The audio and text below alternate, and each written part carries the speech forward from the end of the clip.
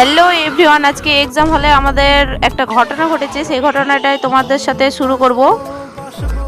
তো চলে এসেছি আরও একটা নতুন মিনি ব্লগ নিয়ে। তো আজকে আমাদের কলেজের 4th সেমিস্টারের ফাইনাল এক্সাম ছিল। আমাদের সেন্টার পড়েছিল বহরমপুর কমার্স কলেজে। তো সেই জন্য আমি টোটো করে ভনগলা স্টেশন পর্যন্ত গেলাম। তো সেইখান থেকে ট্রেন ধরে ডিরেক্ট বহরমপুর স্টেশন। তো বহরমপুর স্টেশনে গিয়ে ওভারব্রিজ পার হয়ে আবার টোটো করে কলেজ পর্যন্ত গেলাম, কেননা কলেজটা আমরা চিনতাম না, ফার্স্ট টাইম যাচ্ছি। কেন কলেজে এর আগে পড়েছে, কিন্তু কমার্স কলেজে একবারও পড়েনি, তাই ফার্স্ট টাইম যাচ্ছি।